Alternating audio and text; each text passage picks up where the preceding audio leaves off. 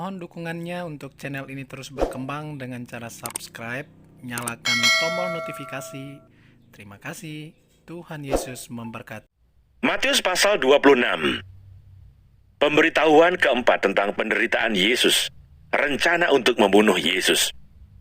Setelah Yesus selesai dengan segala pengajarannya itu, berkatalah ia kepada murid-muridnya, "Kamu tahu bahwa 2 hari lagi akan dirayakan Paskah, maka Anak Manusia akan diserahkan untuk disalibkan. Pada waktu itu berkumpullah imam-imam kepala dan tua-tua bangsa Yahudi di istana imam besar yang bernama Kayafas. Dan mereka merundingkan suatu rencana untuk menangkap Yesus dengan tipu muslihat dan untuk membunuh dia. Tetapi mereka berkata, 'Jangan pada waktu perayaan, supaya jangan timbul keributan di antara rakyat.' Yesus diurapi. Ketika Yesus berada di Betania, di rumah Simon si Kusta, datanglah seorang perempuan kepadanya, membawa sebuah buli-buli pualam berisi minyak wangi yang mahal. Minyak itu dicurahkannya ke atas kepala Yesus, yang sedang duduk makan. Melihat itu murid-murid gusar dan berkata, 'Untuk apa pemborosan ini? Sebab minyak itu dapat dijual dengan mahal, dan uangnya dapat diberikan kepada orang-orang miskin.' Tetapi Yesus mengetahui pikiran mereka lalu berkata, 'Mengapa kamu menyusahkan perempuan ini? Sebab ia telah melakukan suatu perbuatan yang baik padaku. Karena orang-orang miskin selalu ada padamu, tetapi aku tidak akan selalu bersama-sama kamu. Sebab dengan mencurahkan minyak itu ke tubuhku, ia membuat suatu persiapan untuk penguburanku. Aku berkata kepadamu, sesungguhnya di mana saja Injil ini diberitakan di seluruh dunia, apa yang dilakukannya ini akan disebut juga untuk mengingat dia.' Yudas mengkhianati Yesus. Kemudian pergilah seorang dari ke-12 murid itu, yang bernama Yudas Iskariot, kepada imam-imam kepala. Ia berkata, 'Apa yang hendak kamu berikan kepada aku, supaya aku menyerahkan dia kepada kamu?' Mereka membayar 30 uang perak kepadanya. Dan mulai saat itu, ia mencari kesempatan yang baik untuk menyerahkan Yesus. Yesus makan Paskah dengan murid-muridnya. Pada hari pertama dari hari raya roti tidak beragi, datanglah murid-murid Yesus kepadanya dan berkata, 'Di mana engkau kehendaki kami mempersiapkan perjamuan Paskah bagimu?'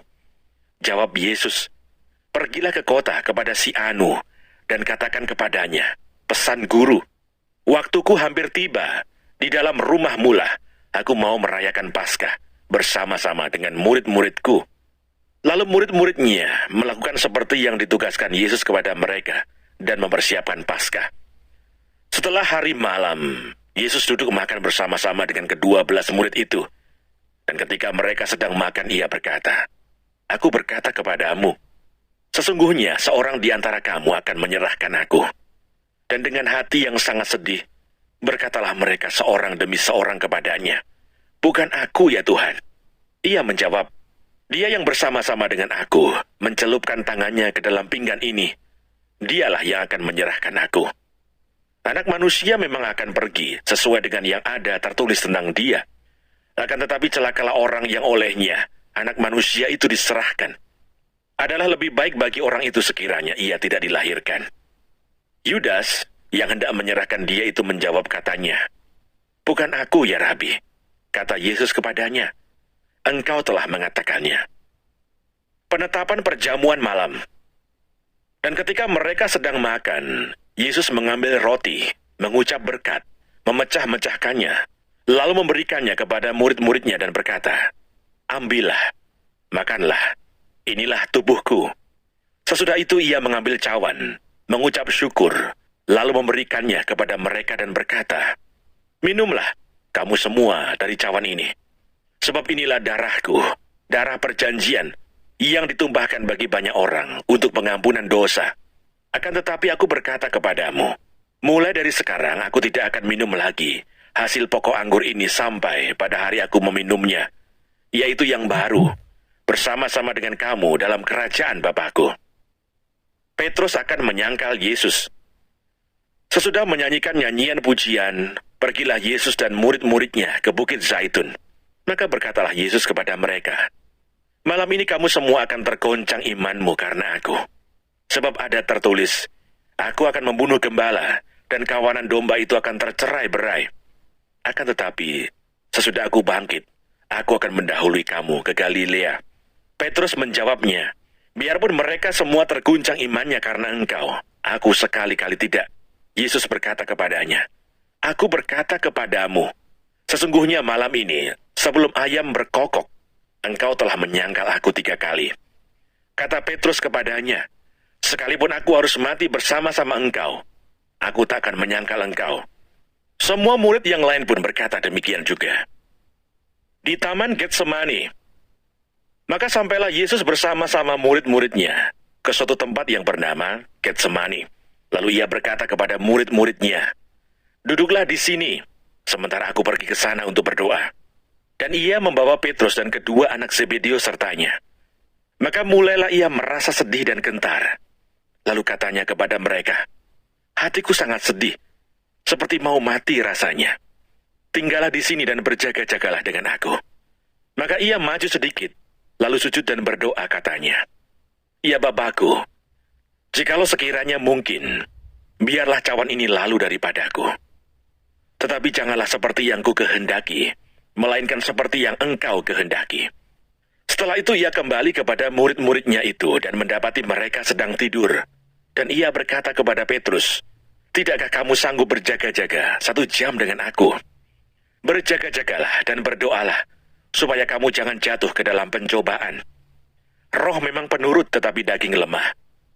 Lalu ia pergi untuk kedua kalinya dan berdoa katanya, "Ya Bapakku, jikalau cawan ini tidak mungkin lalu, kecuali apabila aku meminumnya, jadilah kehendak-Mu." Dan ketika ia kembali pula, ia mendapati mereka sedang tidur, sebab mata mereka sudah berat. Ia membiarkan mereka di situ lalu pergi dan berdoa untuk ketiga kalinya, dan mengucapkan doa yang itu juga. Sesudah itu ia datang kepada murid-muridnya dan berkata kepada mereka, "Tidurlah sekarang dan istirahatlah. Lihat, saatnya sudah tiba bahwa Anak Manusia diserahkan ke tangan orang-orang berdosa. Bangunlah, marilah kita pergi.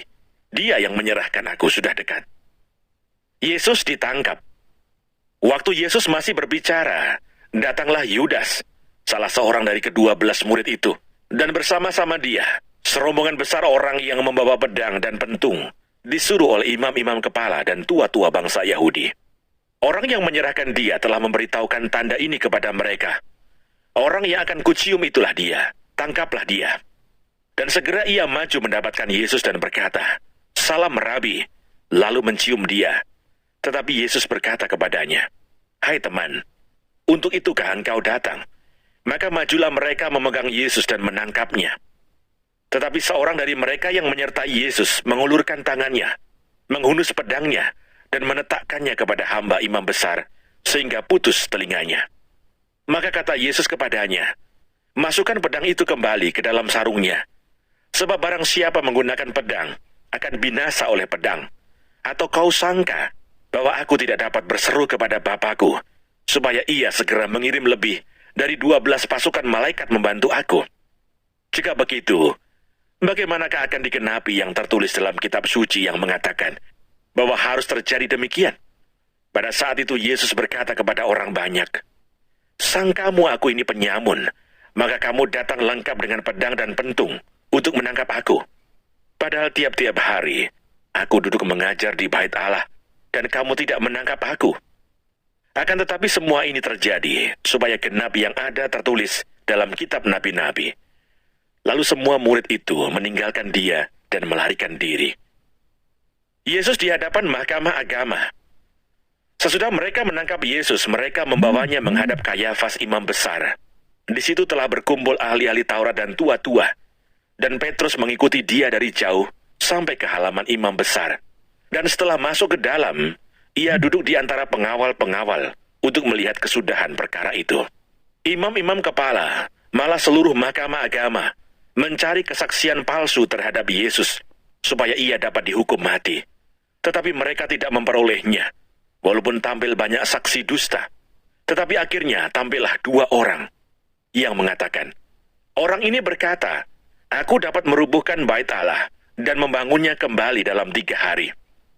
Lalu imam besar itu berdiri dan berkata kepadanya, "Tidakkah engkau memberi jawab atas tuduhan-tuduhan saksi-saksi ini terhadap engkau?" Tetapi Yesus tetap diam. Lalu kata imam besar itu kepadanya, "Demi Allah yang hidup, katakanlah kepada kami, apakah engkau Mesias, anak Allah atau tidak?" Jawab Yesus, "Engkau telah mengatakannya. Akan tetapi aku berkata kepadamu, mulai sekarang kamu akan melihat Anak Manusia duduk di sebelah kanan Yang Maha Kuasa dan datang di atas awan-awan di langit." Maka imam besar itu mengoyakkan pakaiannya dan berkata, "Ia menghujat Allah. Untuk apa kita perlu saksi lagi? Sekarang telah kamu dengar hujatannya. Bagaimana pendapat kamu?" Mereka menjawab dan berkata, "Ia harus dihukum mati."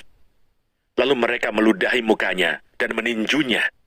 Orang-orang lain memukul dia dan berkata, "Cobalah katakan kepada kami, hai Mesias, siapakah yang memukul engkau?" Petrus menyangkal Yesus. Sementara itu Petrus duduk di luar di halaman. Maka datanglah seorang hamba perempuan kepadanya, katanya, "Engkau juga selalu bersama-sama dengan Yesus orang Galilea itu." Tetapi ia menyangkalnya di depan semua orang, katanya, "Aku tidak tahu apa yang engkau maksud." Ketika ia pergi ke pintu gerbang, seorang hamba lain melihat dia dan berkata kepada orang-orang yang ada di situ, "Orang ini bersama-sama dengan Yesus orang Nazaret itu." Dan ia menyangkal pula dengan bersumpah, "Aku tidak kenal orang itu." Tidak lama kemudian orang-orang yang ada di situ datang kepada Petrus dan berkata, "Pasti engkau juga salah seorang dari mereka. Itu nyata dari bahasamu." Maka mulailah Petrus mengutuk dan bersumpah, "Aku tidak kenal orang itu." Dan pada saat itu berkokoklah ayam. Maka teringatlah Petrus akan apa yang dikatakan Yesus kepadanya, "Sebelum ayam berkokok, engkau telah menyangkal aku 3 kali." Lalu ia pergi keluar dan menangis dengan sedihnya.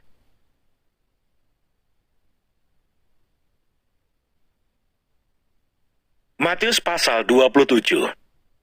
Yesus diserahkan kepada Pilatus. Kematian Yudas. Ketika hari mulai siang, semua imam kepala dan tua-tua bangsa Yahudi berkumpul dan mengambil keputusan untuk membunuh Yesus. Mereka membelenggu dia, lalu membawanya dan menyerahkannya kepada Pilatus, wali negeri itu. Pada waktu Yudas yang menyerahkan dia, melihat bahwa Yesus telah dijatuhi hukuman mati, menyesallah ia. Lalu ia mengembalikan uang yang 30 perak itu kepada imam-imam kepala dan tua-tua dan berkata, "Aku telah berdosa karena menyerahkan darah orang yang tak bersalah." Tetapi jawab mereka, "Apa urusan kami dengan itu? Itu urusanmu sendiri." Maka ia pun melemparkan uang perak itu ke dalam bait suci, lalu pergi dari situ dan menggantung diri. Imam-imam kepala mengambil uang perak itu dan berkata, "Tidak diperbolehkan memasukkan uang ini ke dalam peti persembahan, sebab ini uang darah." Sesudah berunding mereka membeli dengan uang itu tanah yang disebut tanah tukang periuk, untuk dijadikan tempat pekuburan orang asing. Itulah sebabnya tanah itu sampai pada hari ini disebut tanah darah. Dengan demikian genaplah firman yang disampaikan oleh Nabi Yeremia. Mereka menerima 30 uang perak, yaitu harga yang ditetapkan untuk seorang menurut penilaian yang berlaku di antara orang Israel.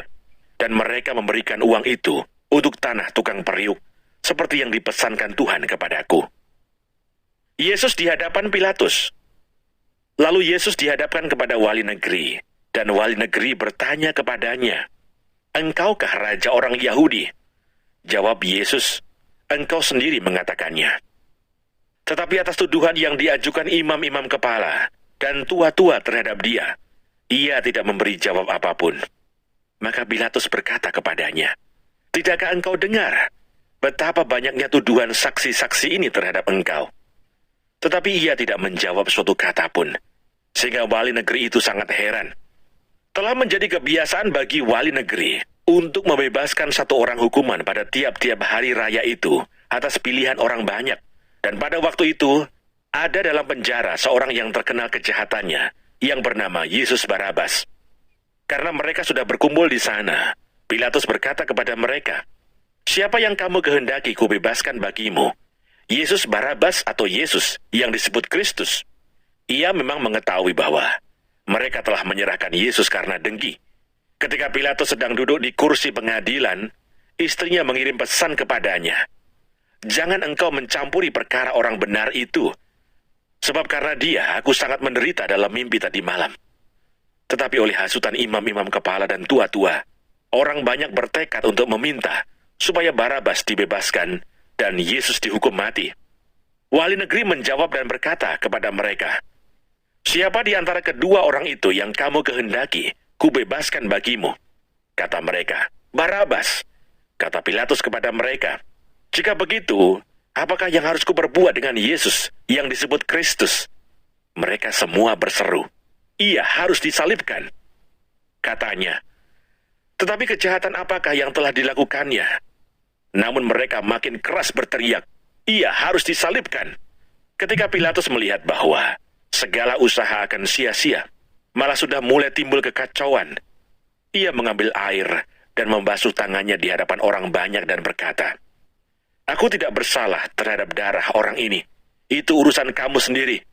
Dan seluruh rakyat itu menjawab, "Biarlah darahnya ditanggungkan atas kami dan atas anak-anak kami." Lalu ia membebaskan Barabas bagi mereka, tetapi Yesus disesahnya, lalu diserahkannya untuk disalibkan. Yesus diolok-olokkan. Kemudian serdadu-serdadu wali negeri membawa Yesus ke gedung pengadilan, lalu memanggil seluruh pasukan berkumpul sekeliling Yesus. Mereka menanggalkan pakaiannya dan mengenakan jubah ungu kepadanya. Mereka menganyam sebuah mahkota duri dan menaruhnya di atas kepalanya, lalu memberikan dia sebatang bulu di tangan kanannya. Kemudian mereka berlutut di hadapannya dan mengolok-olokkan dia, katanya, "Salam, hai Raja orang Yahudi." Mereka meludahinya dan mengambil bulu itu dan memukulkannya ke kepalanya. Sesudah mengolok-olokkan dia, mereka menanggalkan jubah itu daripadanya dan mengenakan pula pakaiannya kepadanya. Kemudian mereka membawa dia keluar untuk disalibkan. Yesus disalibkan. Ketika mereka berjalan keluar kota, mereka berjumpa dengan seorang dari Kirene yang bernama Simon. Orang itu mereka paksa untuk memikul salib Yesus. Maka sampailah mereka di suatu tempat yang bernama Golgota, artinya tempat tengkorak. Lalu mereka memberi dia minum anggur bercampur empedu. Setelah ia mengecapnya, ia tidak mau meminumnya. Sesudah menyalibkan dia, mereka membagi-bagi pakaiannya dengan membuang undi. Lalu mereka duduk di situ menjaga dia. Dan di atas kepalanya terpasang tulisan yang menyebut alasan mengapa ia dihukum. Inilah Yesus, Raja orang Yahudi. Bersama dengan dia disalibkan dua orang penyamun, seorang di sebelah kanan dan seorang di sebelah kirinya. Orang-orang yang lewat di sana menghujat dia dan sambil menggelengkan kepala, mereka berkata, "Hai engkau yang mau merubuhkan bait suci dan mau membangunnya kembali dalam 3 hari. Selamatkanlah dirimu jika engkau anak Allah. Turunlah dari salib itu." Demikian juga imam-imam kepala bersama-sama ahli-ahli Taurat dan tua-tua mengolok-olokkan dia dan mereka berkata, "Orang lain ia selamatkan, tetapi dirinya sendiri tidak dapat ia selamatkan. Ia Raja Israel. Baiklah ia turun dari salib itu dan kami akan percaya kepadanya. Ia menaruh harapannya pada Allah. Baiklah Allah menyelamatkan dia, jikalau Allah berkenan kepadanya. Karena ia telah berkata, 'Aku adalah anak Allah.'" Bahkan penyamun-penyamun yang disalibkan bersama-sama dengan dia mencelanya demikian juga. Yesus mati. Mulai dari jam 12, kegelapan meliputi seluruh daerah itu sampai jam 3. Kira-kira jam 3, berserulah Yesus dengan suara nyaring, "Eli, Eli, lama sabachthani." Artinya, "Allahku, Allahku, mengapa engkau meninggalkan aku?"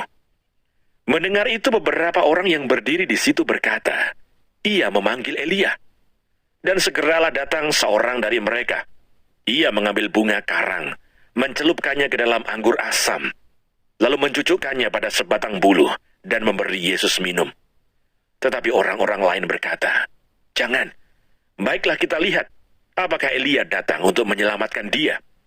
Yesus berseru pula dengan suara nyaring, lalu menyerahkan nyawanya. Dan lihatlah, tabir bait suci terbelah 2 dari atas sampai ke bawah, dan terjadilah gempa bumi, dan bukit-bukit batu terbelah, dan kuburan-kuburan terbuka, dan banyak orang kudus yang telah meninggal bangkit. Dan sesudah kebangkitan Yesus, mereka pun keluar dari kubur, lalu masuk ke kota kudus, dan menampakkan diri kepada banyak orang. Kepala pasukan dan prajurit-prajuritnya yang menjaga Yesus menjadi sangat takut ketika mereka melihat gempa bumi dan apa yang telah terjadi, lalu berkata, Sungguh, ia ini adalah anak Allah. Dan ada di situ banyak perempuan yang melihat dari jauh, yaitu perempuan-perempuan yang mengikuti Yesus dari Galilea untuk melayani dia. Di antara mereka terdapat Maria Magdalena, dan Maria ibu Yakobus dan Yusuf, dan ibu anak-anak Zebedeus. Yesus dikuburkan. Menjelang malam datanglah seorang kaya, orang Arimatea, yang bernama Yusuf, dan yang telah menjadi murid Yesus juga. Ia pergi menghadap Pilatus dan meminta mayat Yesus. Pilatus memerintahkan untuk menyerahkannya kepadanya. Dan Yusuf pun mengambil mayat itu, mengapaninya dengan kain lenan yang putih bersih, lalu membaringkannya di dalam kuburnya yang baru, yang digalinya di dalam bukit batu. Dan sesudah menggulingkan sebuah batu besar ke pintu kubur itu, pergilah ia. Tetapi Maria Magdalena dan Maria yang lain tinggal di situ, duduk di depan kubur itu. Kubur Yesus dijaga. Keesokan harinya, yaitu sesudah hari persiapan, datanglah imam-imam kepala dan orang-orang Farisi bersama-sama menghadap Pilatus. Dan mereka berkata, "Tuan, kami ingat bahwa si penyesat itu sewaktu hidupnya berkata, 'Sesudah 3 hari aku akan bangkit.' Karena itu perintahkanlah untuk menjaga kubur itu sampai hari yang ketiga. Jikalau tidak, murid-muridnya mungkin datang untuk mencuri dia, lalu mengatakan kepada rakyat, 'Ia telah bangkit dari antara orang mati,' sehingga penyesatan yang terakhir akan lebih buruk akibatnya daripada yang pertama." Kata Pilatus kepada mereka, "Ini penjaga-penjaga bagimu. Pergi dan jagalah kubur itu sebaik-baiknya." Maka pergilah mereka, dan dengan bantuan penjaga-penjaga itu, mereka memeterai kubur itu dan menjaganya.